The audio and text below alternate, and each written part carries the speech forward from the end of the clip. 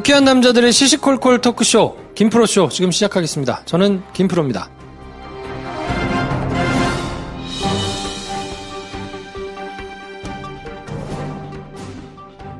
어서오세요. 안녕하세요. 네, 수줍은 관종, 노래 만들고 노래 부르기 좋아하는 수줍당 대표 데이브 니어 나오셨습니다. 네, 현실을 바꾸려는 이상주의자 수줍당 대표 데이브 니어 대기형 대기 오빠입니다. 대기형 노래 좋다고 막. 야, 네. 아니, 본명 까도 되나요? 이렇게? 뭐 어떻습니까? 예. 나중에 출마할 건데. 네. 다 아시게 될 거예요. 알겠습니다. 자, 마른 장작 연애지상주의자 우리 한량 김 선생 나오셨습니다. 안녕하세요. 김프로쇼 녹음하는 게 나름 삶의 낙인 한량 김 선생입니다. 네. 자, 바이엔슈타판을 사랑하는 영화 만드는 게 꿈인 김프로입니다. 반가워요. 그러시군요. 네. 오늘 김광진 전 의원 나오십니다. 좀 이따. 와, 기대돼. 네. 저 앞에 계시는 거 봤는데, 잘생기셨더라. 그래요. 네. 김프로가 더 잘생겼죠. 김프로는 옷다리잖아. 그렇지. 누가 그, 시네마 오셨다가, 네. 그, 루프탑 시네마 오셨다가, 제 사진을 찍어가지고 올려주셨는데, 이 다리가 동그래. 근데 나는 그 사진 좀 내려달라고 하고 싶었는데. 정말 그랬구나. 다리도 짧은데 동그래. 어떡할 거야. 우리 결혼했으니까. 모두에게 알 권리가 있습니다. 네. 결혼했으면 괜찮습니다. 저는 뭐. 결혼하기 전엔 좀 그랬는데. 결혼했는데 어떡할 거야. 좀 오므리고 다녀. 안 오므려져요. 안 돼요? 어떡하겠어. 죄송해요. 야, 그래서 제가. 키가 더 컸을 거 아니야, 한 몇 센치. 그치. 한 3, 4cm. 그래서 제가 그랬죠. 우리 장모님한테. 다 같이 앉아있는데. 숨겨놓은. 네. 장모님, 이게 말이죠. 제가 키 겸손하려고 키를 한 5cm 여기다 숨겨놨다고. 원래 딱 붙이면 제가 5cm 훅 올라가는데. 네. 여기다 제가 5cm를 숨겨놨어요. 빵 터져가지고, 우리 할머님이. 그래요? 네. 장모님 빵 터지는 이런 말씀 하지 않았어요? 좋은 말씀 감사합니다. 아니, 술도 안 먹고 어떻게 장모님한테 그렇게, 그런 드립을, 대단하다. 뭐 하여튼 그냥, 결혼했는데 어떡할 거야. 그러니까. 나도 옛날에 장모한테 드립 많이 쳤어. 역시. 네. 자, 이번 시간에는 도루루님께서요, 쓱 가만 보니 후기 관련 아닌 글들도 올라오는 것 같은데, 일상적 자유 게시판 같은 곳인가요? 특정 룰이 있는가요? 다 같이 꽁냥거리는 그런 건가요? 이런 거 물어봐요. 그냥 하면 되지. 수줍당이십니다. 네. 환영합니다. 아무튼. 들어오세요. 들어와. 그냥 오시면 됩니다. 아무거나 쓰시면 돼요. 그럼요. 저희 게시판에는 그런 거 없고요. 그냥. 되게 신기한 게, 청정구역이에요, 진짜. 그러니까. 이렇게 험한 댓글 가끔 이제 데이브니아 욕하는 글만 좀 있는데. 말고는 굉장히 청정해요. 자, 이쯤에서 한번 등장하실 분 계시죠? 너무 많아서 사실 저 욕한 분 꽤 많았어요 여태까지. KOR 소미님, 고저스트님. 기억하고 있습니다, 여러분. 그럼요. 난 내 기억력 좀 이렇게 좀 안 그랬으면 좋겠어요. 어린 시절 상처도 이상하게. 다 기억나? 아니 그 장면이랑 그때 느꼈던 그 감정까지 약간 생각나는 게 조금 좀 그래. 약을 드세요. 알겠습니다. 그래야 될 것 같습니다. 약을 드셔야 될 것 같아요. 역시. 그래. 최현쌤 오시면 좀 처방전 좀 써달라고 해야 될 것 같아요. 네. 자, 그리고, 우리 피아노 걸림. 네. 폰에 자기 사진 띄워놓는 사람들의 심리란 자기애가 강한 거죠. 나쁘지 않다고 생각해요. 저도 제 사진을 띄워놓습니다만. 했더니, 그러다 김 선생. 요 사진 원본 좀 공유를. 이게 뭐냐면. 이 사진이 뭐야? 김연아 선수가 딱 서 있는 사진이었거든요. 그렇죠. 근데 제가, 김연아 선수를 되게 좋아하거든요. 그래요? 그래서 그 사진은 못 보던 사진인 거야. 그래서, 보내달라고 그랬어요. 요 사진 원본 좀 공유해달라고 살짝 농담처럼 댓글 달았거든요. 네. 페북 메시지로 댓글, 그 사진을 공유해주신 거예요. 역시. 그런 거는 공유를 하란 말이야. 근데 그 혼자만 원본 가지지 사진을, 말고. 다른 분께서 게시판에 또 달아주셨어요. 네. 그래서 본인들끼리, 저는 이거 처음 알았네. 김연아 팬클럽의 팬 회원들이 서로를 승냥이라고 부른대요. 그래요? 예. 그 당사자들끼리 승냥이세요? 요게 쫙 이어지면서 팬 게시판 말고 다른 데서 승냥이 만난 거 처음이시라며. 예. 요즘에 김연아 선수는 뭐 할까요? CF 찍고 그렇잖아요. 그렇게만 해도 살겠지? 그게 좋겠다. 지금 뭐야? 요즘 평창 홍보대사 활동하시고 네. 공부하시고 좋겠다. 그럼 얼마나 좋아요. 네. 너도 가서 트리플 그거 해. 네가. 트리플 악셀에 오다리로 한번 뛰어봐, 오다리로. 그러니까 우리 할머니가 어렸을 때부터 그렇게 기술을 배우라고. 기술을 배웠어야 돼. 지금 뭐 하는 거예요, 지금. 그 다리 사이에 슉슉 돌아가고 원심력 셀 것 같은데, 오다리라. 트리플 악셀 이런 거 다 기술이잖아. 그렇지. 기술 배웠어야 돼. 여러분 기술 배웠어요. 한채나오 딴 생각하지 말고 기술 배워라. 수능 보고 기술 배워. 그렇지. 기술을 배워. 사람 기술이 있어야 된다. 김연아 좋아하십니까? 데이브니요? 그냥 그래요. 여러분 댓글로 지금 야 말도 안 되는 승냥이들이 이제 저에게 나 어디 점점 팬이 이렇게 떨어지는 소리가 나네. 아니 이제 김연아 선수를 저는 그냥 자랑스러운 정도. 근데 이제 우리의 그 너무 잘한다는 건 제가 인정해요. 너무너무 그 몸도 예쁘고 기술 정말 좋고 예술적이고 그런 면에서는 정말 존경하고 좋아하는데요. 저는 이제 우리나라 사람들이 우리나라 선수, 우리나라 대표하는 사람 뭔가 이제 국가주의적인 어떤 느낌으로 막 좋아하는 거에 대한 약간의 거부감이 좀 있어가지고. 진짜? 그러면 우리나라 사람들이 데이브니어를 국가대표 송라이터라고, 싱어송라이터라고 그러면 어떡할까? 그건 괜찮지. 그게 무슨 기준이야? 농담이고요. 네. 아니, 저를 그렇게 하더라도 그게 물론 그래요. 그러니까, 이게 스포츠다 보니까 다른 사람들하고 겨루거나 내지는 점수를 비교하는 어떤 그런 부분들이 있고, 당연히 이제 TV를 보면서 열광을 하게 되는 건 이제 맞는 건데. 그러니까 잠실 운동장에 네네. 5만 명이 이렇게 쫙 모여가지고 네. 데이브니어 사진이랑 태극기랑 막 이렇게 네. 옆에다가 쫙 대형 태극기. 뭐 국가주의 어떻게 할 거예요? 내리라 그럴 거야? 내려! 아니면은 저 대한문 광장 앞에서 태극기 집회 하시던 분들이 데이브니어 사진이랑 태극기랑 성족이랑 이스라엘 국기 쫙. 어머나. 야, 별로인가요? 60대가 타겟이니까.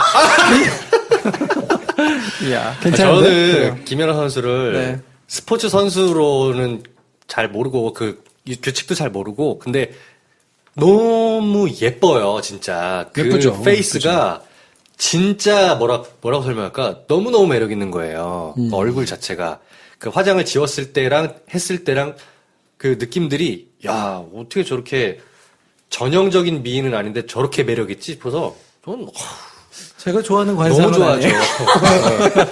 우리 이 아무튼, 국가주의 문제가 아니라 아사다 마오랑 한때 라이벌 했잖아요. 아사다 마오보다 진짜 한 100만 배 이뻐. 진짜 말도 안 되게.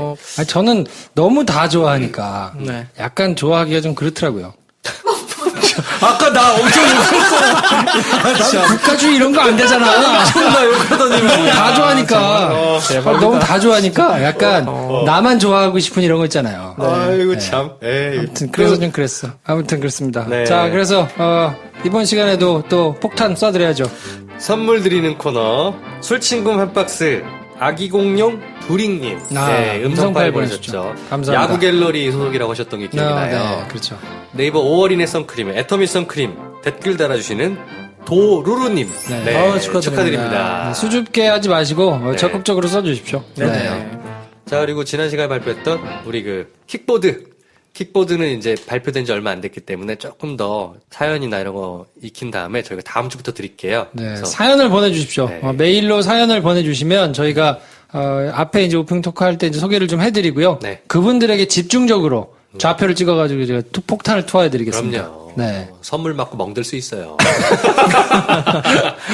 자, 그러면 이번 시간에도 변함없이 광고 듣고 오겠습니다.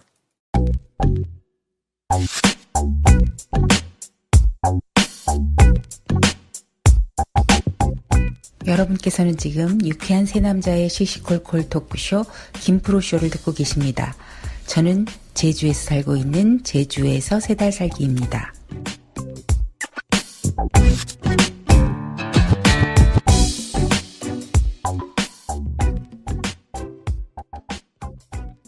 자, 김프로쇼 2부 시작하겠습니다. 김광진 전 의원 모시고 프리랜서 모시고 저희 얘기 나누고 있는데 네. 지난 시간에 워낙 말씀을 또 많이 하셔가지고 그러니까요. 네, 아직 넋놓고 듣고 있다가 아직 시작도 안 하신 것 같은데. 그러니까. 저는 말씀하시니까. 대통령이 되고 싶다는 그 야망을 든 순간 저의 가슴도 뛰었습니다. 진짜. 경쟁자예요. 언제쯤 하실 예정이세요? 언제쯤? 예? 언제쯤? 일단 40은 넘어야지. 다음 선거엔 출마해야죠. 아, 진짜로요? 네. 다음 선거에. 그러니까 대통령 선거에. 네, 5년 후에. 그러면 5년 라이벌인데? 예. 그러니까 저도.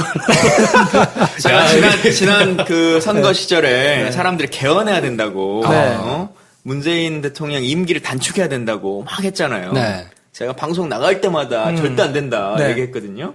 물론 여러 가지 이유가 있었지만 걸리는군요, 나이가. 임기를 단축하면 제가 못 나갑니다. 마흔이 딱 걸리는 순간에. 네. 그러면은, 당내. 5년을 꼭 하셔야 됩니다. 그렇네요. 당내 경선 이런 것도 해야 되는 거 아닙니까? 그럼요. 당연히 해야죠. 야. 당내 경선 없잖아. 나 무서워서 물어봐. 수줍당 수줍당 장수잖아. 있잖아. 그러니까. 약간 조성모 닮으셨네요. 조성모요? 이야. 조성모가 누구죠? 이야. 조 매실 모르시나요? 조성매실의 그 조성모? 야. 와, 제가 그런 얘기는 태어나서 처음 듣네요. 그래요? 네. 엄청 닮았는데. 약간 정말요? 살찐 조성모. 네, 살은 쪘습니다만, 그래요. 그래, 조성모도 매실선전할 때 수줍어. 아, 그치. 근데 약간 느끼하잖아. 느끼해요. 느끼하단 얘기야. 몰라요? 느끼하단 얘기야. 아무튼 칭찬으로 듣겠습니다. 네. 자, 그래서 저희가 이제 지난 시간에는 이렇게 저렇게 이제 국방 관련해서 얘기를 좀 나눠봤는데 본격적으로 궁금하신 분들이 좀 있을 것 같아요. 일단 육군을 많이 제꼈다라는 이제 기사들이 심심찮게 나오거든요. 하마평에 오르는 장관 후보자들도 보면 다 해군 출신이거나 육군이 없어요. 근데 이 일반 사람들이 보기에 육사 출신 없어진다는 것이 어떤 의미냐? 의미가 좀 있을 것 같은데 그게 무슨 특별한 의미가 있습니까? 의미는 있죠. 그러니까 기본적으로 그동안의 군인이라고 하는 게 그러니까 국방부를 흔히들 육방부 이렇게 부르거든요. 그러니까 그 정도로 육군의 힘이 워낙 강하고 물론 숫자적으로도 많고 하다 보니까 더 그러기도 하지만 그동안은 계속 육사 출신들이 대통령도 몇 명씩 하고 막 그랬잖아요. 네. 예. 그러면서 이제 육군의 힘이 군 자체에서 워낙 강해서 지난번에 제가 잠깐 말씀드린 것처럼 국방개혁의 두 번째 기조가 육해공의 균등한 발전이에요. 그렇죠. 네. 그 정도로 대한민국이 이 군의 쏠림 현상이 워낙 강하다고 하는 것이거든요. 네. 그러니까 합참의장이라고 하는 분이 있잖아요. 군에서는 계급상 넘버원으로 있는 분인데 그분이 사실 생각해 보면 꼭 육군만 해야 될 필요성이 잘 없어요. 네네. 근데 해군이 한 번 하면 막 난리가 나요. 실제로 그게 연번제로 돌아가는 것도 아니고 정말 특이하게 한 번씩 이루어지는 일로 받아들여지니까 진짜 3군의 종합적인 발전을 이루어야 된다. 이게 단순하게 자리의 문제뿐만 아니라 힘 있는 사람들이 그런 자리로 계속 가다 보니까 예산의 쏠림 현상도 계속적으로 발생하거든요. 그럼 예산의 쏠림이 발생하면 결국은 무기 체계도 그렇고 군 인권도 그렇고 이런 것들도 전부 다 차이점들이 생겨요.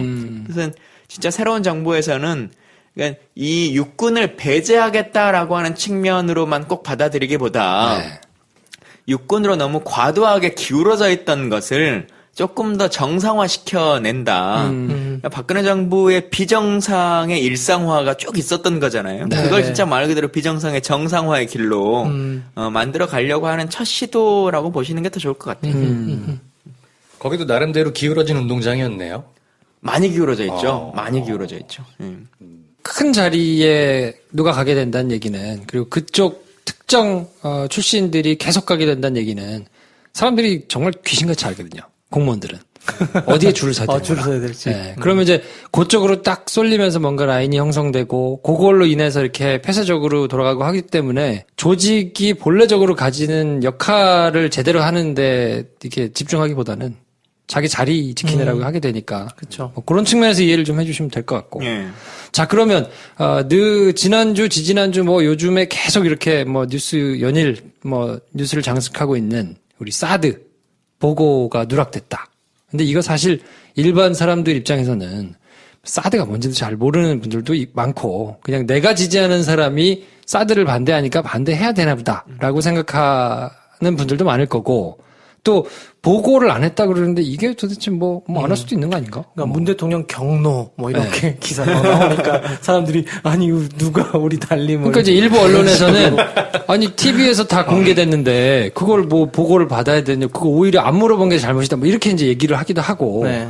도대체 이 보고를 안 했다는 게 이제 어떤 의미를 가지는 거에 대해서 궁금한 분들이 좀 계실 거란 말이에요. 예. 근데 TV에서 다 말했는데 라고 하셨지만 저는 그 언론도 가장 기본적으로 잘못하고 있다고 생각해요. 그럼. 네, 처음에 문제 제기를 막 이제 하니까 청와대가 문제 제기를 하니까 언론에 다 나와 있는 거 아니냐 이렇게 네. 얘기를 하다가 네. 국방부가 정식으로 발표하지 않았었다라고 막 이렇게 하니까 다시 또 언론들이 한미 간에 비밀로 하기로 해가지고 말 안 한 거다 이렇게 또 한단 말이에요. 그럼 도대체 한미 간에 비밀로 한다는 게 맞는 말인지 아니면 언론에 다 공개돼 있는데 몰랐다고 하는 게 맞는 말인지 언론 스스로가 네. 한번 좀 답을 해봐야 되는 것 같고요. 일단은 언론에 공개가 돼 있든 안 돼 있든지 간에 국방부는 공식적으로 발표한 적이 없죠. 2기만 들어온다라고 하는 것만 얘기를 했었고 그러니까 네. 사드가 원래 풀 세트가 이 6개? 6개가 갖춰져야 됩니다. 네. 그래야 이제 30도씩 각도를 보면서 딱 180도 이렇게 딱 볼 수 있거든요. 근데 자유한국당 사람들이 그러잖아요. 야, 원래 사드가 6개인 거 다 하는 거 아니야? 이렇게 생각하는데 6개인데 처음부터 6개를 동시에 들어오지를 않았거든요. 네. 응? 그래서는 이 조금씩 부품으로만 가지고 와서 컴퓨터를 사는데 하루는 모니터 들어오고 하나는 CPU 들어오고 하나는 뭐 키보드 들어오고 이렇게 하는 거예요. 그러다가 나중에는 자기들끼리 막 하고 있어요. 그러면서 야, 강현이 컴퓨터를 샀으니까 뭐 키보드도 다 있는 거지 없는 거지 넌 그것도 몰랐냐 이렇게 물어보는데 뭐뭐뭐를 들여왔는지를 알려줘야 아는 거잖아요. 네. 그리고 그 내기가 들여왔다라고 하는 것도 언론에 나왔다라고 하는데 언론에 정상적으로 나온 적이 없습니다. 네. 4기가 배치됐다 혹은 전개됐다 이렇게 나온 적이 없고 YTN에서 고속도로의 공중 영상을 촬영하다가 그게 찍힌 거죠.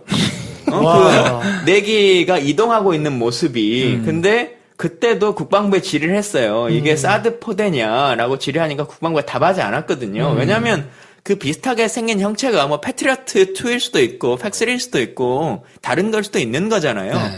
그래서 추가적인 사드 내기냐라고 국방부에 질의했지만 밝혀지지 않아서 YTN도 그런 의혹을 제기했을 뿐이지 내가 들어왔다라고 말한 적이 없습니다. 그래서 네. 언론에 다 나와 있는 거다라고 주장하는 것은 성립될 수가 없고요. 네. 그럼에도 불구하고 알려졌든 알려지지 않았든지 간에 정상적인 보고라고 하는 것은 해줘야 되는 거죠. 그것도 군통수권자에게. 네.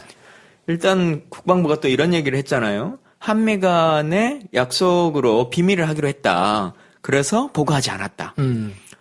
참 이해가 안 되는 게 지금 국방정책실장이라고 하는 분이 대한민국 군의 최고 통수권자가 아니잖아요. 그렇죠. 근데 자기가 그냥 그렇게 결정해가지고 자기보다 상급자에게 비밀로 하는 그러니까 다른 회사 쉽게 말하면 다른 회사랑 이렇게 얘기하면서 자기 사장한테는 보고해주지 않고 하는 일이기 때문에 그 자체도 일단 성립될 수가 없고요. 그게 기밀상이니까 숫자를 다 말할 수가 없었다라고 얘기를 하는 분들도 있어요. 근데 아니 저도- 그런 거 아닌가요? 비밀 사항이면 언론에 공표하지 않는 게 문제인 거지. 그거를 내부에 대통령한테 보고를 해야지. 그렇죠. 언론과 참. 뭐 국민들에게까지는 세세하게 다 보고하지 네. 못하더라도 그걸 정책결정권자에게는 다 알려줘야 되는 거죠. 그럼요. 그리고 네. 숫자로 쓰지 않는 것이 좋겠다 해서 좀 두루뭉실하게 표현했다 이렇게 또 얘기를 하거든요. 근데 저도 국방부 보고도 많이 받아봤고 정보위에서 국정원 보고도 많이 받아봤는데요. 그런 경우들이 있습니다. 대신 그런 경우에 연필로 옆에 가피를 해옵니다. 그리고 혹은 공백란으로 비워두거든요. 그리고는 구두로 설명을 해줘요. 네. 예를 들면 뭐 KDS-3가 뭐 총 몇 척이다. 뭐 비행기는 하이급이 몇 대 있고 뭐는 어떻다라고 하는 것을 전력의 숫자는 원래 공표하지 않거든요. 근데 알아야지 뭔가를 대처를 하니까 예를 들면 대통령이 사드가 뭐 2개 포대가 있다. 라고 하면 뭐 물론 저는 그 공신력을 별로 신뢰하지는 않습니다만 이게 효능이 있다 손 치더라도 북한이 미사일을 날라왔어요. 그러면 2개 포대로만 막을 수 있는 건지 아니면 우리 군에 6개가 다 있으니까 6발을 다 쏠 수 있는 건지의 정책 판단에 따라 대응이 전혀 달라지는 그렇죠. 거 아닙니까? 네. 근데 그런 것들을 전혀 무시해버린 처사이기 때문에 정말 잘못된 상황이죠. 그러니까 이제 국민들 입장에서 좀 궁금한 거는 이걸 것 같아요. 아니, 저거를 분명히 나중에 문제가 될 텐데, 저거를 얘기를 안 하고 끝까지 갈 수 있을 거라고 생각했거나, 아니면 그게 중간에 걸리더라도 더 큰 거를 뭔가 지키거나 얻거나 하는 게 있어야 이게 논리적으로 말이 되는 거잖아요. 어떤 거라고 보세요? 그러니까 범죄의 이유가 있어야 되는데 네, 그렇죠. 사실은 그 부분이 좀 납득이 잘 안 되긴 해요. 알박기가 조금 더 부족했나 이런 생각이 일단 첫 번째 드는 거고요. 알박기가 부족하다는 건 무슨 말이에요? 그러니까 지금 사드 2개 포대와 엑스밴드 레이더를 가져다 놓은 거 이게 이제 알박기잖아요. 네. 결국은 더 이상 물리기 어렵게 만들려고 최대한 어렵게 만들려고 지금 하고 있는 것인데 네. 그러기에는 새 정부가 바뀌고 나서 이걸로는 도저히 안 되겠다 싶으니까 내기를 어떻게든 더 들여와서. 네. 들여오고 배치도 어떻게 좀 해볼까라고 하는 생각까지도 지금 갖고 있었던 것은 아닐까 이런 생각이 좀 있고요. 네. 그러니까 국방장관도 빨리 좀 바꿔야 돼요. 국방부의 정책 결정을 계속 지금 한민구 장관이 하고 있기 때문에 지금 이 상황에서 소문이 안 났으면 오늘이라도 내기를 그냥 추가로 배치할 수 있는 거잖아요. 네. 지금 육로로 이동을 잘 못하게 주민들이 막고 있고 막 하다 보니까 항공기로 헬기로 이거 막 다 계속 수송해서 나르거든요. 부식도 나르고 막 뭐도 나르고 막 이런 상황이 있기 때문에 미사일 기체를 옮겨도 누가 잘 몰라요. 아예 더 크게 알박기를 하려고 한 건 아닐까라고 하는 생각이 있고 알박기 가능성이 하나 있고요. 그렇다면 이게 궁금하죠. 왜 알박기를 하려고 하는 건지. 그것도 참 답이 어려워요. 답이 어려운데 일단 두 가지로 예측할 수 있죠. 첫 번째는 아주 선의로 생각해서 꼭 필요한 거니까. 이 분들이 약간 사드라고 하는 것에 대해서 어떤 종교적 신념을 갖고 있다. 이건 진정한 애국. 이곳으로만이 국가를 지킬 수 있고 북핵으로부터 이 나라를 막을 수 있다라고 하는 신념에 입각해서 네. 이 좌파 정권이 들어서면 안 될 것 같으니 초자연적인 신념을 갖고 계시는군요. 내가 이 십자가를 지고 꼭 배치를 해놓고 가리라 라고 하는 것이 하나가 있을 것 같고요. 내가 징계를 받든 말든. 예, 그게 첫 번째. 두 번째는 지금 이제 많이 거론되고 있는 것인데 로키드 마틴이라고 하는 회사와의 여러 가지 커넥션이라고 하는 것이 연계될 수 있죠. 네. 그리고 세 번째로 보면 이 사드 배치는 미군의 입장에서는 가장 필요로 하고 있는 거거든요. 네. 아주 오래전부터 요구해 왔었던 것이기도 하고 그러니까 미군과 당시의 한국의 군부가 서로 짝짝꿍이 잘 맞아 떨어지는 거죠. 근데 사드라는 것 자체가 정말 효과가 있냐 없냐 이런 것도 사실 우리 국민들은 궁금한데 의원님 볼 때는 그게 어떻게 생각하십니까? 필요한 건가요? 사드가 필요 없다는 것은 거의 대부분의 사람들이 압니다. 이걸 그래요? 배치하는 미군도 알아요. 미군도 사드의 요격 미사일 체계가 별로 필요성은 없다라고 네. 하는 것들은 알아요. 근데 이런 말 있어요. 무기 구입은 심리전이다. 무기 구입은 군사적 ROC 때문에 하는 게 아닙니다. 그 국민들이나 아니면 뭐 다른 어떤 정서를 위해서 심리전의 요소로 많이들 배치를 하는데요. 원래 미군은 사드의 요격 체계를 가져다 놓고 싶은 게 아니고 엑스밴드 레이더를 가져다 놓고 싶은 거거든요. 네.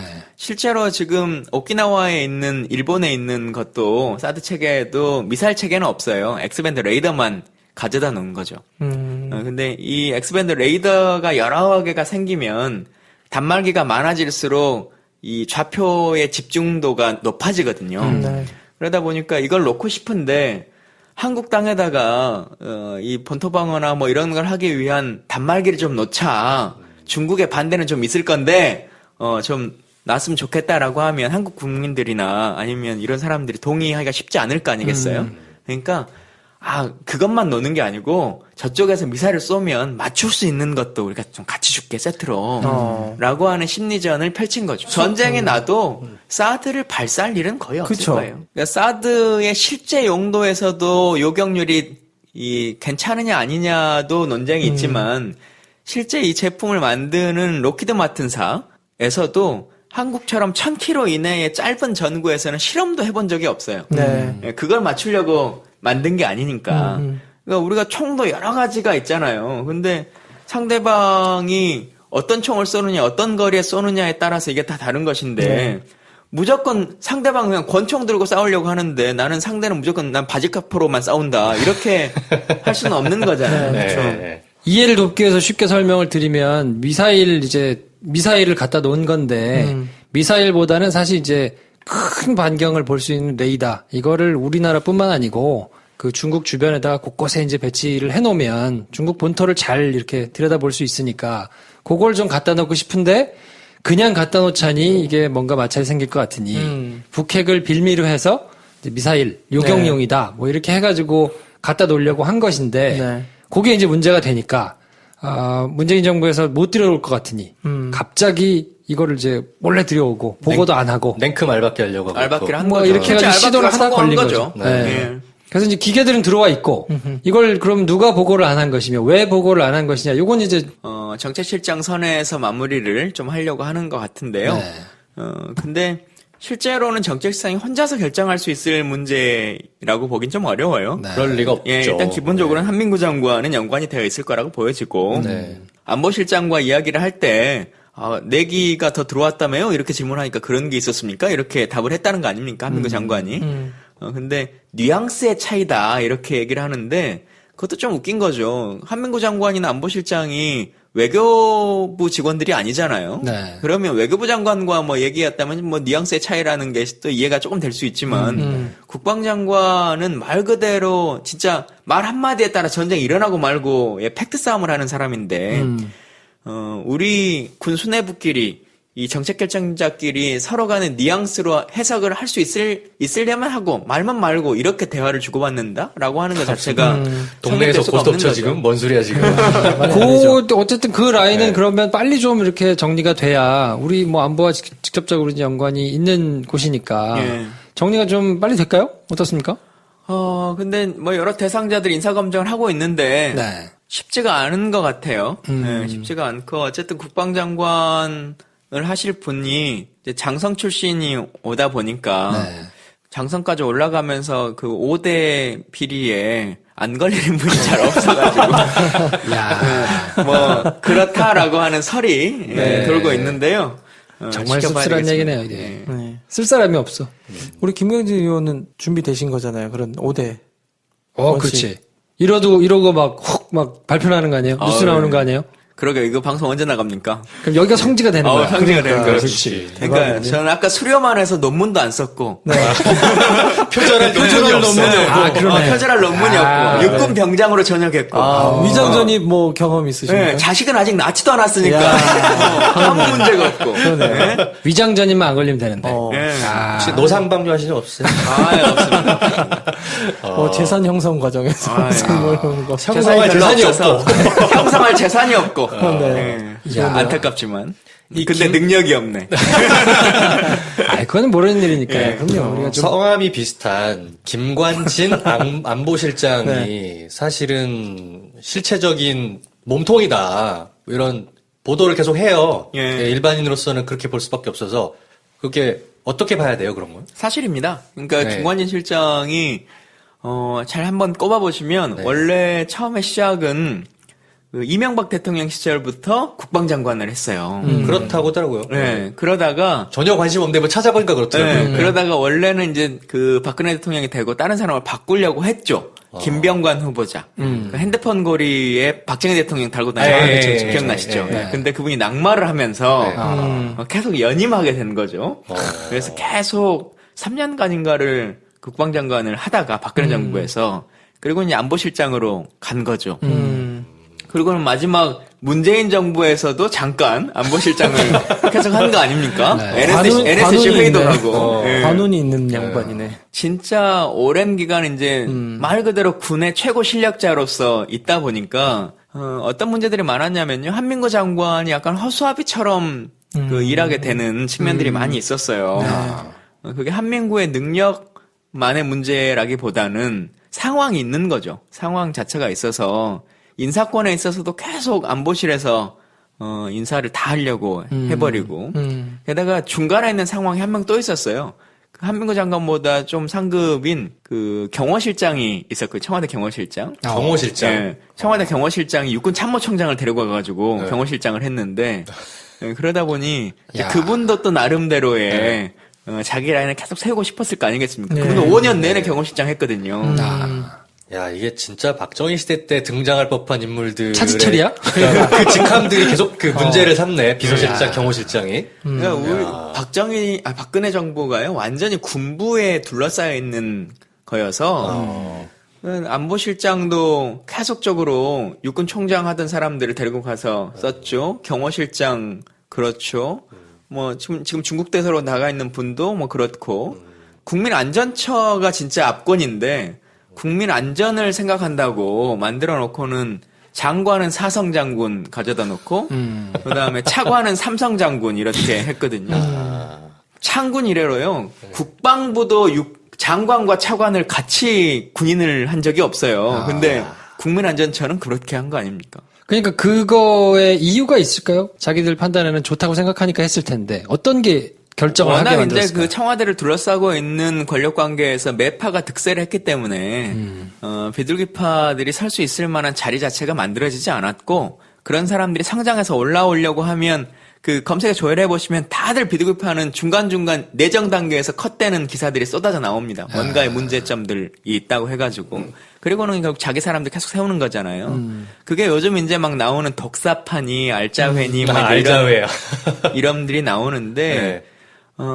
알자회는 그 알고 지내자, 자주 네. 만나자 이건데 흔히들 그 알자회 자체가 계속적으로 운영된다고는 사람들이 생각하지 않아요. 근데 그 사람들이 결국은 알짜 자리는 다 차지했다라고 하는 얘기들은 많이 하죠. 네. 그리고 이제 독사파는 독일 사관학교 출신들을 말하는 건데 매서운 독사가 아니고 네. 이게 좀 잘못 이해되는 게 뭔가 그 사람들이 그룹을 지어서 하나회처럼 공동체로서의 형성을 하는 것처럼 느낌이 오는데요. 그건 좀 잘못된 거고 김관진 라인을 부르는 그냥 칭호죠. 그래서 독사파나 독사회라는 그룹으로서의 운영이라기보다 김관진의 라인을 그냥 통칭하는. 그래서 김관진이 그냥 모든 것들을 결정하는 체계였고요. 약간 맥이 이렇게 저 같은 일반인에겐 생각이 되네요. 청와대 내부에 가장 일반인이 많이 봤던 사람들이 이제 김기춘, 우병우 라인이잖아요. 그죠? 그쪽은 검찰 쪽에 그 소위 말하는 자기 사람 꽂는 라인. 그리고 그 반대편에는 군에서 김관진 안보실장 라인. 이렇게 두 개에서 청와대를 막 좌지우지했다. 그런 느낌인데요. 뭐 결국엔 네. 뭐 최종 책임이 이제 대통령한테 있는 거죠. 근데 대통령은 우리가 다 알잖아요. 눈먼 대통령이었다는 거. 그러니까 네. 이제 대통령이 그런 뭐 돌아가는 것에 이렇게 꿰뚫어 보고 있고 그거를 잘 견제하고 서로 균형을 맞출 수 있게 해야 되는데 너무 맑으신 분이니까. 그냥 눈과 귀를 가려버리고 다 자기들끼리 해버린 상황이고. 너무 맑으신 분이니까 이제 그렇게 되는 것도 사실은 뭐가 어떻게 되는 건지를 잘 모르고 사실 또 당한 셈이라고 봐야 될 것 같고. 지금 이 군개혁에 대해서 문재인 대통령의 개혁 드라이브에 저항을 할 만한 세력이 있다면 누구고 어떤 형태가 될까요? 지금 가장 힘을 잘 누리고 있는 사람들은 개혁에 저항을 하고 싶겠죠. 네. 근데 이제 저항이 될까요? 지켜봐야 될 것 같아요. 어느 정도까지 힘을 쏟을 것이냐라고 하는 모습을 봐야 될 것 같고, 네. 또 공무원이라고 하는 분들이 나름대로 뭐 군인도 공무원이니까요. 그 분야에서는 아주 오랜 기간 동안 그 한 세력을 이뤘고 전문성도 있고 뭐 하는 거잖아요. 그리고 실제로 이제 정책을 집행하고 행정행위를 하는 사람들이고 조금만 뭔가를 수정해서 눈을 가리면 대통령이든 상급자든 가려버릴 수가 있어요. 보고 체계나 뭐나 이런 것에 있어서도. 네. 아주 그냥 단순하게 예를 들자면 이럴 수 있는 거잖아요. 군 부대의 열악한 환경을 보여준다라고 하면서 아주 막사 개선이 잘 돼 있는 부대만 대통령을 데리고 가는 거예요. 그러면 여기에는 이제 더 이상 예산을 쓸 필요가 없겠다 이렇게 생각할 수 있는 거죠. 아주 간단한 예를 들면. 아주 간단한 예를 들면. 네. 근데 그거는 만들어내려면 수십 가지 수백 가지로 할 수 있는 거잖아요. 육해공의 3군의 발전이라고 하는 것에 대한 측면도 어떻게 이 통계치를 만들어내느냐라고 하는 것에 달려있고 제가 좀 다른 예인데요. 이런 경우가 있었어요. 장병들하고 장군이나 이게 장교들하고 군인공제회에서 이 공제회 비용을 가지고 복지를 해야 되잖아요. 네. 근데 복지의 비중이 너무 장교에 쏠려 있다. 라고 하는 문제 지적을 했어요. 근데 실제로 그 비용을 부담하는 것은 병이나 장교는 5대5 정도 되거든요. PX에서 물품 구입하고 그런 것들도 다 복지 기금으로 또 들어가는 것들이 있으니까. 근데 너무 2대8 정도로 나눠지는 거예요. 네, 네. 그래서 이건 문제를 개선해야 된다라고 계속 주장을 했더니 이제 개선이 됐다는 거예요. 어떻게 갑자기 개선이 될 수가 있냐라고 했더니 그 국방부의 대처 방법 뭐였냐면 이제 내년부터 일반 병사도 군 골프장을 이용할 수 있다. 진짜. 그렇게 하니까 수준이- 골프장에 들어가는 1년 복지 예산이라고 하는 네, 게 네. 그동안은 장교를 위한 예산으로 우리가 편성했는데 네. 이제는 병화 같이 쓰는 예산으로 들어가는 거예요. 그러니까 통계 오류를 통해서 네, 네. 충분히 그걸 만들어낼 수 있는 거죠. 그럴 수 하다. 있네. 네. 네. 그 해병대들이 쓰는 무기 네. 이런 것들 있잖아요. 그런 게 이제 장비를 좀 다시 해안포 이런 걸 좀 드려야 된다라고 주장을 해요. 네. 근데 우리가 말로는 막 귀신 잡는 해병대니 막 뭐 하잖아요. 근데 해병대가 진짜 군 안에서 힘이 열악하죠. 약하거든요. 네. 열악한 것은 결국 힘이 약하기 때문에 그런 건데 그래서 해안포를 사주라 그랬더니 어떤 일이 벌어졌냐. 이제 해안포를 다 배치했다는 거예요. 해안포가 이제 다 정비됐다 네. 했더니 그 6.25 때부터 쓰던 우리 육군 탱크에서 포만 뜯어가지고 해안포를 놨다는 거예요. 야, 아니, 무슨 애들 장난도 아니고. 그게 2014년도의 일이에요. 네, 그렇게 벌어지는 일들이 포고를 받는 사람 해안포가 이제 좀 배치가 됐나 보다 이렇게 느껴지지. 네. 어디에 몇 기 배치 완료했습니다면 그런가 보다 네, 하는 그러면 거지. 그런가 보다 할 수밖에 네. 없는 거지. 그걸 네. 아주 디테일하게 물론 뭐 실무자가 또 검토하긴 하겠지만 그걸 다 찾아낸다는 게 쉽지 않거든요. 네. 해안포 하니까 그 생각나네. 저 이제 군대 있을 때 그 비행기 오면 맞추는 포들이 있거든요. 그 철책에. 근데 그게 6.25 때 쓰던 거야. 8칸. 그래가지고 그 이제 보다가 물어봤지. 이거 근데 진짜 나가긴 합니까? 했더니 아마 비행기 때문에 못 맞추지. 나가지도 않을 걸. 그러면서 포 떼다가 갖다 놓는 업체 누구였을까, 뭐 했을까, 그러니까 얼마 발칸이 받았을까. 기본적으로 원래도 헬리콥터를 맞추려고 있는 거거든요. 헬기를 맞추려고. 그냥 요즘은 아직도 그냥 비행기를 맞출 수 있다 이렇게 생각하는데 실제 요즘 비행기는요. 그 전쟁 영화에서처럼 비행기가 비행기끼리 막 하면서 서로 이렇게 쳐다보고 이렇게 하면 전쟁 자체가 되지 않아요. 비행기가 서로를 볼 수 없는 사이에 끝납니다, 전쟁은. 그렇죠. 네. 네. 레이더로만 하는 거기 때문에 좌표를 네, 잡는 그쵸. 거기 때문에 절대 비행기끼리 만날 일이 없어요. 네, 근데 그걸 발칸으로 비행기를 잡을 수 있다? 이런 생각은 얼차가 없는 거죠. 네. 아니 그리고 김광진 전 의원을 저희가 이제 김프로쇼에 모셔온다고 하니까 청취자 중에 어떤 분이 이제 아는 분이 그러더라고요. 이야 대단한 분 온다고 그 미사일 쐈을 때 문재인이 불렀다며. 김관진으로 아는 거야. 김관진. 아니 진짜 나 농담을 줬더니 진지하게. 진짜로. 그래서 자기는 그렇게 생각했대. 야, 이 친구가 대단한 친구구나. 아니, 어리- 미사일을 쐈는데 이 사람을 부를 정도면. 그러니까. 도대체 얼마나 이렇게 얘기를 할 정도로 헷갈리니까 일반인들은 그게 헷갈리나 봐요. 저녁에 가긴 했어요. 관저에. 김일성 종합대학 나오셨어. 최고의 학벌. 누구나 갈 수 없는. 와, 야, 진짜. 깜짝 놀랐네. 예. 아니, 근데 이거 왜 여쭤봤냐면, 저는 그게 궁금했거든요. 예전에 보면, 박근혜 대통령 뒤에서 사진 찍힌 게 있잖아요. 세 번째 줄. 그거 어떻게 된 겁니까? 그게 정상적으로 제 자리가 맞고요. 아, 그래요? 예, 김관진 실장과 헷갈린 게 아니고 네. 제 자리가 맞고요. 의전 서열은 앞자리냐 그 뒤에 바로 보이냐의 문제보다 더 중요한 게 몇 열이냐라고 하는 게 중요하잖아요. 예, 예. 사진상은 뒤인데, 삼 3열이 열 단데. 아닙니까? 예, 삼 열, 사진상은 그죠? 예. 뒷열인데 원래 국회의원들이 2열이에요. 두 번째 줄에 앉는 것. 네. 근데 제가 의원 중에서 약간 꼬트머리여서 2열이 다 찬 거예요. 그래서 이제 3열 시작 자리로 갔는데 대통령의 바로 뒷자리는 경호상 비워놓거든요. 그러다 보니까 사진으로 앵글에? 보면 바로 뒤에 서 있는 것처럼 이렇게 보여서 그러면 진박이다. 그러니까. 진박. 김관진이 야당 의원들 사이에 간 건 왜 그런 거예요? 야당 의원 사이라기보다는 그냥 그 부류가 원래 딱 맞았던 자리예요. 그리고 원래 그랬습니까? 대통령이 오는 자리에는 그게 써져 있어요. 스티커가. 이게 국회의원 자리, 그쵸. 뭐 안보실장 자리, 뭐 비서실장 자리가 써져 있어서 그게 틀릴 리가 잘 없습니다. 그러니까 그래서 의전 실수인가 뭐 그런 얘기들이 많이 그때 있었잖아요. 이제 그 테이프를 잘못 뽑았다. 스티커를 이제 이름을 잘못 뽑아가지고 간 그 거다. 뭐 이렇게 청와대가 있었는데. 브리핑도 했어요. 의전서를 그쵸. 틀리지 않았다. 하도 사람들이 뭐라 그러니까 청와대가 공식 브리핑도 했어요. 환경 영향 평가 있잖아요. 예, 진짜. 예, 예. 그게 사실은 신의 한 수가 될 수도 있다라는 얘기를 정치 알바에서 정청래 의원이 하더라고요. 사드에 대해서 실체적으로 뭔가 딜레이 시키면서 그거를 정치적인 정무적인 방식으로 방향을 틀 수 있는 시간을 번 거다 이런 해석이거든요. 예. 맞는 건가요? 어떻게 생각하세요? 시간을 벌기에는 가장 좋은 방법이었다고 생각을 해요. 네. 사실은 지금 순간에서 그냥 막무가내로 사드를 가져가라 이렇게 할 수도 없고 배치를 하겠다 이렇게 또 할 수도 없고 네. 그냥 시간을 지연시키면서 고민해 보겠다 이렇게 할 수도 없거든요. 문재인 대통령이 후보 시절부터 계속 얘기했던 것 중에 하나가 지금은 내가 대통령이 아니기 때문에 네. 말 그대로의 중요한 정보들을 얻을 수가 없다. 네. 그러니 정보를 다 얻은 다음에 뭔가 최종적인 판단을 하겠다 이렇게 한 거였는데 대통령이 이번에 경로를 한 이유 중에 하나는 네. 그렇게 내가 판단해 보려고 했는데 제대로 안 알려준 거잖아요. 그쵸. 일단 거기서 그 화가 난 거예요.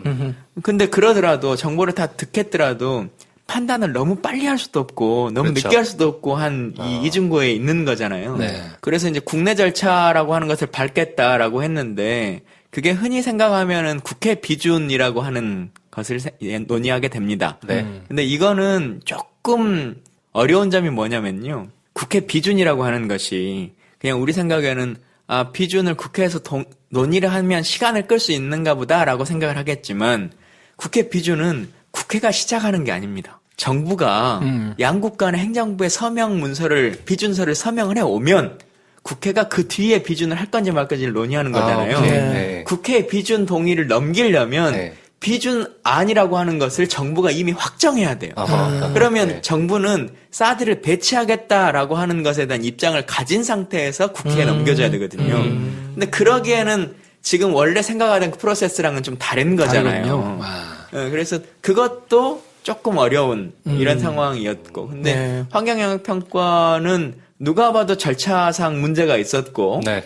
또 이번에 추가적으로 밝혀진 게 이제 1차, 2차로 나눠서 땅을 공유하려고 했다라고 하는 부분이잖아요. 네. 이거는 진짜 심각한 문제이기도 하고 또 절차적에 있어서도 그 많은 것들이 달라지는 상황인데 네. 실제 이제 지금 33만 제곱미터가 되면은 정상적인 환경 영향 평가를 해야 되는데 네. 그 꼼수를 피하려고 32만 7,788 뭐 이렇게 했다는 네. 거 아닙니까? 네. 그러니까 10만 원대라고 해놓고 19만 9,900원만 그렇죠. 이렇게 네. 하는 것처럼 해놓은 건데 그것만 해도 사실은 꼼수니까 여러 문제 제기를 할 수 있는데 네. 추가적으로 2차를 더해서 70만 평을 할 생각이었다 이렇게 지금 얘기를 한단 말이에요 국방부가. 네. 그러면 70만 평을 어디다 쓸지도 지금 몰라요. 뭐에 쓰려고 70만 평이나 하는지. 그 전에 성산포대가요 11만 평이에요. 거기도 자기들은 놀 수 있다고 했던 거 아닙니까?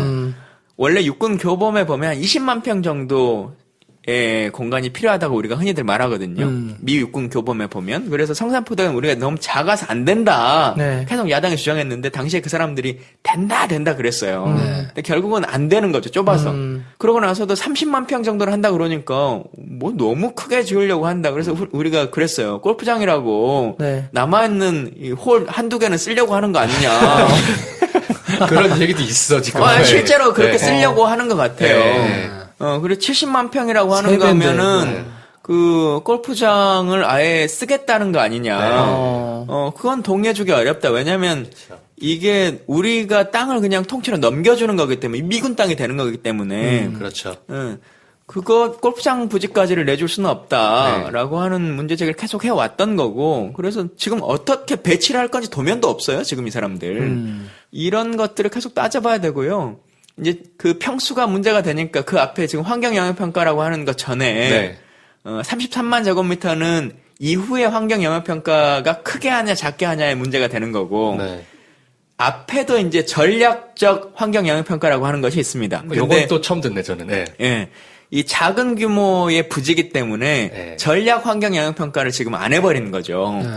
그래서 아주 상식적으로 생각하면 환경 영향 평가라고 하는 것은 아까 사드의 국회 비준처럼 국회 비준은 정부가 하겠다는 것을 동의한 다음에 넘기는 거잖아요. 그렇죠. 환경 영향 평가를. 네. 마찬가지로 이 부지가 군사적으로 맞는 거냐 아닌 거냐 주민 피해가 있느냐 없느냐라고 하는 괜찮은 베이스냐라고 하는 것을 먼저 확인을 해야 될 거 아닙니까? 오케이. 네, 네. 그게 아까 전략적 말한 환경영향평가. 국회 비준으로 치면 행정부의 동의서라고 하는 거죠. 그게 전략적 환경영향평가예요. 근데 그걸 안 했어요. 그래서 그것도 안 했고 환경영향평가도 소규모로 하고 사실 이제 그러다 보니까 지금 미군이 들어와 있잖아요. 네. 그리고 사드도 배치가 2개가 돼 있고 엑스밴드 레이더 있어요. 심지어는 지난번에 북한이 미사일을 쐈을 때 엑스밴드 레이더가 작동을 했다는 거 아닙니까? 근데 지금 저 지역이요 군사시설 보호 지역이 아닙니다. 아닙니까? 전략 환경 영향 평가를 안 해서 안해서. 지자체가 이 서류를 내밀었는데 네. 아직도 안 되고 있어요. 아. 네, 군사시설 보호구역으로 못 묶어놨어요, 법적으로. 그러니까 이런 절차의 모든 것들이 지금 계속 문제가 되고 있는 거죠. 정말 급하기는 급했나 보다. 그러니까. 네. 그러니까 사전에 일각에서는 필요한 이 전략적 환경 영화 평가를 피하려고 그 보고를 누락한 게 아니냐 뭐 이런 이제 해석을 하는 사람도 있더라고요. 그거는 어떻게 신빙성이 좀 있나요? 그거는 전략적보다는 소규모 환경 영향 평가를 하고 싶어서. 그 다음. 네, 그 다음 네. 것을. 실제로 환경 영향 평가가 오래 걸리거든요. 미국의 괌 기지 같은 경우도 환경 영향 평가하는 데 2년 걸렸어요. 괌 기지가. 근데 괌은 바닷가를 상대로 이게 레이더망이 돼 있기 때문에 5km 반경에 민간인이 한 명도 없어요. 네. 그래도 한 2년 걸립니다. 근데 우리는 엄청나게 많은 민간인이 바로 그 반경 안에 들어있기 때문에 그렇죠. 거기가 혁신도시예요. 신도시가 만들어져 있는 지역이에요. 그거 어떻게 이렇게 막 하지? 그러니까 정말 그렇게 막 할 수밖에 없을 만큼의 강력한 동인이 뭔가 있어야 되는데 그게 사실은 좀 궁금한 거죠. 근데 참 제가 안타까운 것은 그런 거예요. 결국은 자기들이 원하는 대로 다 안 된다는 걸 알 거예요. 네. 지금 당장은 배치하더라도 나중에 어떻게 될 수는 있다라고 하는 생각을 할 텐데 결국은 그렇게 되는 순간에 국익의 피해가 오는 거거든요. 그러니까 제가 그 택배 얘기를 많이 하는데 택배도 장바구니에 담겨놨을 때랑 택배가 배송되고 왔을 때랑 물품을 받았을 때랑 포장을 뜯었을 때랑 위약금이 달라요. 그럼요. 네, 근데 제가 쇼핑몰 하잖아요. 네. 잘 알아요. 우리도 미군과 네. 사드 협상을 하던 시절과 이렇게 물품이 와서 박스를 뜯었을 때는 전혀 다른 건데 네. 문재인 대통령 입장을 한번 생각해 보면 지금은 돌릴지 안 돌릴지 결정을 안 하셨지만 돌린다라는 것을 가정한다고 생각해 봐요. 그러면 결국 미국과도 외교라고 하는 것이 있으니까 그렇죠.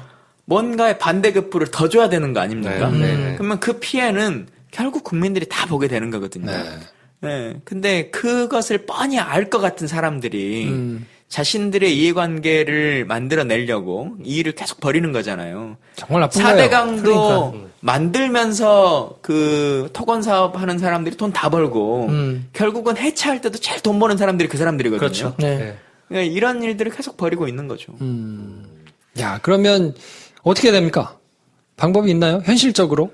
지금 어쨌든 사드는 들어와 있고 이걸 뭐 무른다 하더라도 문제가 막 될 텐데 말씀하신 대로. 예, 어려워요. 그래서 뭐라고 답할 수는 사실 없을 것 같아요. 그리고 저도 그 정책 결정에 안에 들어있어서 정보를 득한 게 아니기 때문에 흔히 말하는 이면 계약이 진짜 이루어지고 있었던 것인지 아니면 미국과의 다른 어떤 이야기가 있는 것인지 뭐 로키드 마틴과의 관계는 또 어떤 것들이 있는 것인지라고 하는 것들을 더 파악을 해봐야 최종적인 결정을 아마 대통령도 하실 거라는 생각이 좀 들고요. 네. 국민들의 감정에 있어서도 아까 무기 구입은 이 심리전이다 제가 말씀드렸는데 그래도 사드가 북한의 미사일을 막는 거다라고 하는 생각을 하시는 분들이 또 있잖아요. 많아요. 예.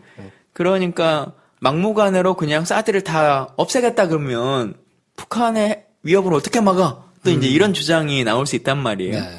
이제 그럴 위한 다른 대체제라고 하는 것에 대한 고민도 만약에 사드를 돌리려면 고민을 해야 될 것이고 예를 들면 팩트레스 3를 더 드린다거나 아니면 지금 이지스함에 있는 것에서 SM2나 뭐 이런 것들을 좀 더 늘린다거나 뭐 이제 이런 것들에 대한 고민들도 같이 할 수 있겠는데 사실은 날라오는 미사일을 미사일로 맞춘다라고 하는 것은 불가능해요. 쉽지 않겠죠, 사실. 예, 네. 패트리어트 3든 뭐든이라고 하는 것이 무기 개발업자들의 주장인 것이지 그리고 그런 심리전의 일환인 것이지 실제 전쟁이 일어났을 때 효용성이 높으냐 그러지도 않고 네. ICBM이나 뭐 이런 것처럼 한 발, 두 발 쏘는 것은 어찌어찌 뭐 맞추는 노력이라도 해본다고 하는데 남북 간의 전쟁이 일어나면은 동시에 장사전표 막 수천 발씩 날라올 텐데 그것을 미사일을 맞춰가지고 어떻게 해결해 본다라고 하는 것은 무의미하죠. 영화를 너무 많이 봤어 우리가. 아이언맨 그만 보란 말이야. 그 패트리어트라고 하는 게 이제 요격 미사일의 가장 대표적인 거잖아요. 네. 그게 이라크 전쟁 때 사람들이 그 효과가 있었나 보다 이렇게 생각을 하시는데 그래서 미군이 그때 60% 넘게 요격을 했다 이렇게 발표를 했었어요. 근데 실제로 이스라엘은 97%가 우리 땅에 그대로 떨어졌다 이렇게 얘기했거든요. 맞추는 것과 맞춰서 터트리는 것은 전혀 다른 문제인 그러네요. 거고요. 맞추긴 맞췄는데 네, 다 터졌구나. 그걸 직사로 맞춰서 터트린다. 그리고 말 그대로 사드는 이 고고도이기 때문에 그 네. 고고도 단계에서 그것을 맞춘다는 것은 정말 어려워요. 실제로 군사 어떤 그 저널에 보면 이런 게 있어요. 사드를 막는 가장 좋은 방법은 공격하는 사람 입장에서 망치 하나라 그래요. 이 미사일을 쏘기 전에 망치 하나로 그 미사일을 딱 건드려 놓으면 그 멀리 날아가는 과정에 있어서 각도가 이 틀어져. 각도가 틀어지잖아요. 네. 그러면서도 최종적으로 가는 데까지는 별 무리가 없는데 이 사드는 정상적인 궤도로 날아올 거라는 것을 예측하고 네. 운영되기 때문에 비껴간다는 거예요. 그렇겠네요. 네, 그래서 실제 그런 군사 저널도 있고 그래요. 저희 같은 일반 유권자들이 그러면 향후에 이게 사드가 바로 결론 날 문제는 아니니까 적어도 6개월에서 1년 이상 쭉 갈 텐데 어떤 관점에서 이 사드 전국을 바라봐야 될까요? 저도 이 문제는 말 그대로 전략적 무기이고 이게 사드가 단순하게 이 포대 하나의 문제가 아니거든요. 대한민국의 군사 전략 자체를 바꿀 수 있는 거기 때문에 결국은 사드는 MD 체제로 편입하느냐 마느냐라고 하는 것에 대한 고민이기 때문에 MD 체제 편입이 나쁜 거냐 아예 악이냐라고 하면 또 그렇지는 않을 수 있어요. 세상의 일이라고 하는 것이. 근데 그러려면 우리가 다른 것에 대해서 포기해야 되거나 아니면 우리의 작전 계획을 바꿔야 되거나 이런 네. 것들이 생기는 거죠. 근데 지금은 문제가 뭐냐면 사실상 사드를 들여서 MD 체제로 편입을 하면서 우리는 MD에는 편입하는 것이 아니다 라고 하는 주장을 계속 반복하고 있는 거예요. 근데 지금 중국이나 러시아나 이런 데가 반대하고 막 하는 게 그 사람들도 바보가 아니잖아요. 네. 그렇죠. 사드 체계가 의미하는 바가 뭔지를 누구보다 잘 알고 있는 것인데 그러면 그랬을 때 그동안의 한중 관계나 한러 관계에 있어서 어떤 것을 어떻게 바꿀 건지 얘기하라라고 하는 건데 그건 하나도 안 바꿀 건데 MD는 아니야 이렇게 얘기하는 거죠. 그리고 한국군의 입장에서만 봐도 우리가 원래 MD 체제에 편입하지 않는다는 것에 대한 전제 조건으로 KAMD라고 하는 한국형 미사일 방어 체계 그리고 킬체인이라고 하는 것을 계속 해오는 거 아닙니까? 몇 조 원씩 예산을 쏟아붓고 있는데 그럼 MD에 편입을 하려면 그 예산을 이제 줄여야 될 거 아니에요. 네. 응? 근데 그거는 그냥 그거대로 가고 MD는 MD대로 가고 KAMD는 KAMD대로 간다. 라고 하는 것도 말도 안 되는 거죠. 여기서 또 이쯤에서 이제 머리가 복잡하실 분들이 있어요. MD 체제가 뭐냐 도대체. 미사일 디펜스. 그래서 그거를 좀 설명을 일단 한번 해주십시오. MD 체제가 이런 겁니다. 쉽게. 우리가 지금도 그 NPT 이런 데에서 핵 확산 금지를 하고 있고 그래서 한국 내에서는 핵을 안 쓰고 있지 않습니까? 네. 근데 그래도 안전하다고 느끼는 것 중에 하나는 우리가 미국의 핵 우산 안에 들어있다라고 하는 것 때문에 그런 거죠.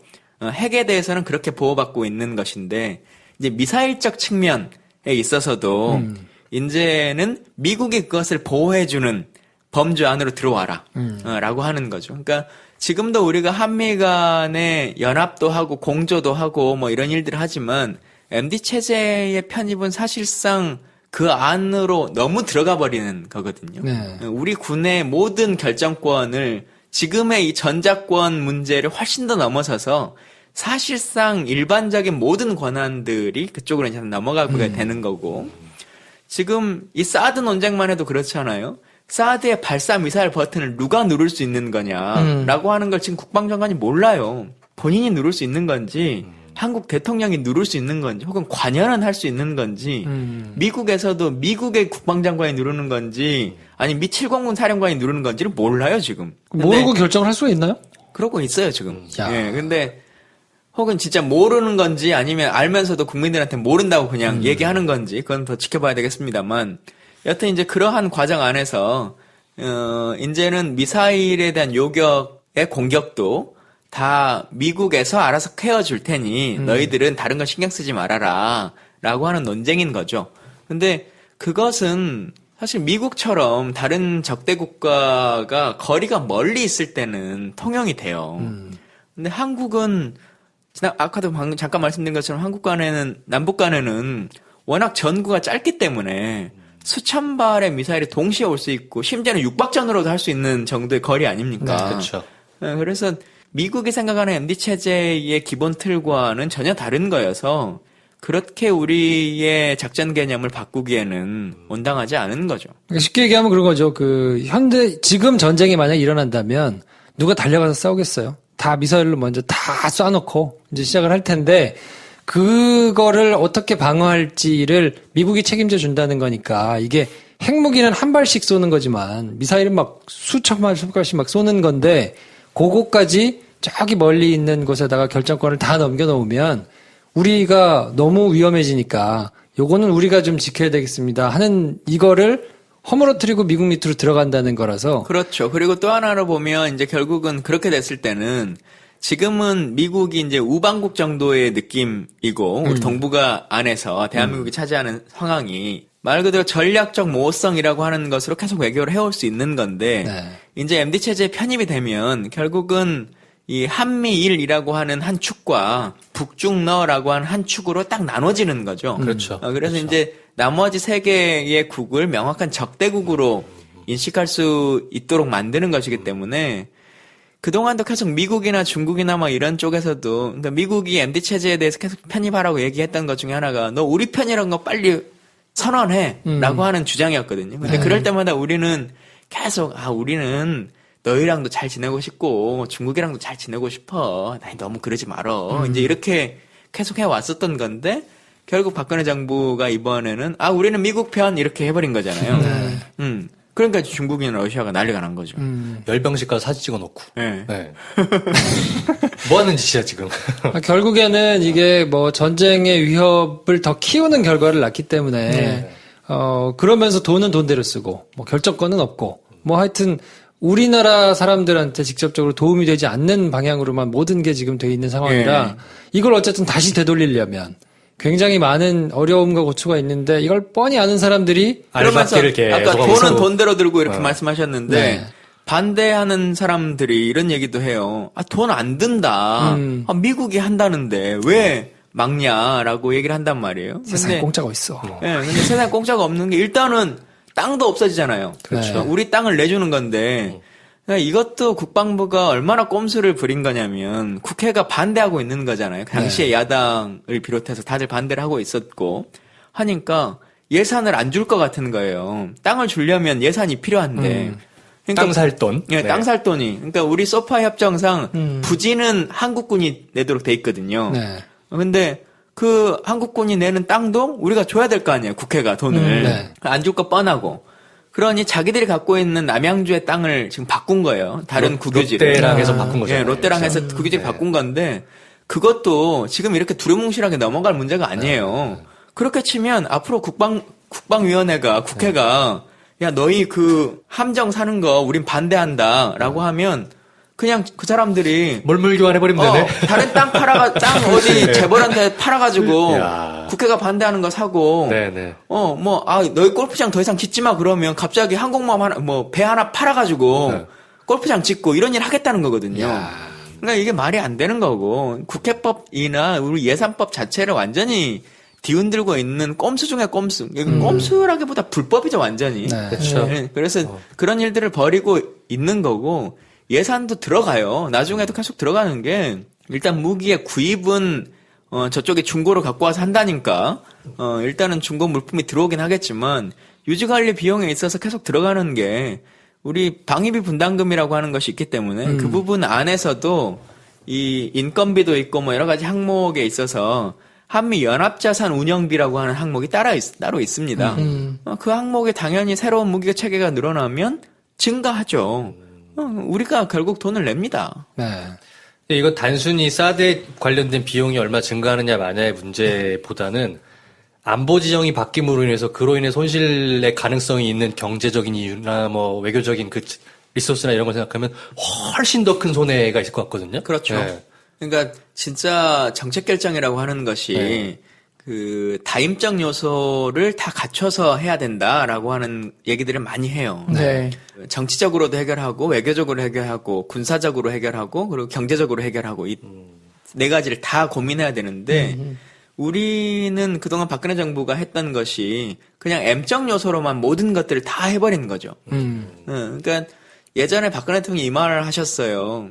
사드보다 더 좋은 미사일 요격 무기가 뭐가 있냐 나한테 얘기해봐라. 그렇게 얘기를 한 적이 있어요. 기억나시죠? 네, 사드도 모를 것 같은데 본인이 말이야. 네, 근데 정말. 그거는 예를 들면 합참의장은 그렇게 말할 수 있어요. 네. 근데 군통수권자는 그렇게 말하면 안 되는 것이 뭐냐면 결국은 우리가 사드를 도입하려고 하는 가장 근본적인 이유가 북핵 문제의 해결인데 사람들이 사드에 대해서 반대를 하면 대통령은 이렇게 물어봐야죠. 그러면 북핵 문제를 해결하기 위해서 사드보다 더 좋은 방법이 있으면 나한테 얘기해봐라.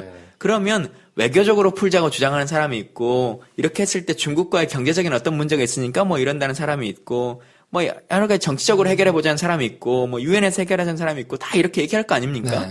근데 그런 것들을 다 고려해봐야 되는데 이 사람은 미사일 무기지 분야에서 이거보다 더 좋은 거 뭐 있어? 이렇게 물어보는 거예요. 그러니 결국은 답을 찾을 수가 없는 거예요. 근본적인 해결에 대해서. 근데 계속 박근혜 정부는 그렇게 정치를 해온 거죠. 네. 참 맑은 분이야. 옆에서 김관진 실장이 그겁니다라고 보고, 그러니까 그냥 그대로만 얘기한 거 아니에요. 솔직히 말하면. 네. 본인이 말씀하시는 내용이 어떤 걸 의미하고 있는지, 얼마나 큰 파장을 함의하고 있는지 이런 걸 잘 몰랐으니까. 그러니까 요격 미사일 체계에서는 사드가 현재는 가장 비싸고 가장 좋은 건 맞습니다. 근데 그게 한국형에 맞느냐라고 하는 건 또 다른 문제고. 그렇죠. 그 논리로 치면 이런 거예요. 함정을 살 때 항공모함보다 더 좋은 배가 어딨어? 그것만 사자, 뭐 이렇게. 항공모함보다 더 좋은 함선이 있으면 나한테 얘기해봐. 그러니까 우리 이거 사자. 근데 항공모함을 사려고 하는 이유는 이 전구가 멀어서 멀리까지 이동하거나 그쵸. 뭐 이렇게 할 때 필요한 거지. 우리의 국방 상황에서는 전혀 필요하지 않는 건데 그게 가장 멋진 거잖아. 가장 좋은 거고 최신형인데 왜 안 살려고 그래? 이런 항공모함 거죠. 사서 한려수도에 띄우려고 해. 꽃게잡이어선 이거 막자 그러니까. 이런 거잖아. 자, 사드와 관련해서 사드 보고 누락 또 이것이 가지는 의미 뭐 이런 것들에 대해서 정리하시는데 조금 도움이 됐다면 오늘 방송은 좀 의미가 있었을 것 같고 저희가 시간이 될 때마다 우리 저 프리랜서 킴 계속 모실 수 있으면 좋겠는데 네, 가격 협상합니다 이제. 아, 그렇습니까? 뭐, 그 맞춰드려야죠. 또 우리 김프로쇼 식구들이 김광진 전 의원이 오신다니까 아주 격하게 막 또 반응을 하시더라고요. 너무 좋다고 막 반응을 하셔가지고 저희가 하여튼 뭐 오늘 이렇게 진중한 얘기 뭐 많은 이야기 들었는데요. 잘 밀어주고 또 응원해드리고 그랬으면 좋겠습니다. 일단 김광진 의원님 페이스북에 가서 김프로쇼 와주셔서 고맙다는 거를 좀 남겨주세요. 그렇지. 네. 그냥 찍으면 안 돼. 네. 이게 일반인들과 구별이 안 되잖아. 김프로쇼 청취자를 언급하셔야 해서. 돼. 네, 언급하시고 응원의 메시지를 남겨주시고. 네. 자, 그러면 우리 한 청취자분들께 6명 올 것 같습니다. 이야, 꽤 듣고 있는데. 야. 역시 의원 아무나 하는 거 아니야. 자, 아무튼 귀한 걸음 해주셔가지고 또 오랜 시간 이렇게 말씀해주셔서 감사드리고. 네. 자, 우리 청취자분들께 한 말씀 또 해주셔야죠. 문재인 정부가 들어서고 많이들 기대가 있으실 거예요. 근데 실제로 우리가 박근혜 정부도 경험해봤고 이제 문재인 정부의 이 모습도 보지만 이제는 정말 바꿔줘야 되는 것 중에 하나가 백마탄 초인이 뭔가의 선의로 행정행위를 하는 것만을 기대하고 살 수는 없는 거거든요. 예. 이제는 국민들이 그때그때 원하는 바들에 대해서 계속적으로 주장해야 되는 것이고 뭐 질책을 해달라는 측면보다 제가 정치를 해보니까요. 우는 사람 떡 하나 더 준다고. 세상에 많은 아픔들이 있고 각자가 느끼고 있는 어려움들이 있는데 알려지지 않으면 도와드리고 싶어도 도와줄 수 없는 일들이 많아요. 그렇죠. 그래서 이제는 다양한 목소리들을 더 크게 냈으면 좋겠다. 그리고 그런 세상이 됐으면 좋겠다. 그리고 그런 세상을 만들기 위해서는 자신의 목소리를 키우는 것도 중요하지만 같이 서로가 힘을 키워나가야겠다라고 하는 그 의지도 중요한 거기 때문에 그 힘들을 많이 좀 해주시고요. 그러기 위해서 김프로쇼에 많은 광고 해주시면 좋겠습니다. 이것도 센스까지. 역시. 멘트 드렸어? 이런 건 센스지. 본인이 또 팟캐스트계를 돌아다니시기 때문에 잘 알고 계세요. 네. 자, 아무튼 저희가 다음 시간에도 모실 수 있으면 좋겠는데 만약에 좀 거물이 되신다면 김프로쇼 때문이다. 이렇게 거물하고 다녀야지.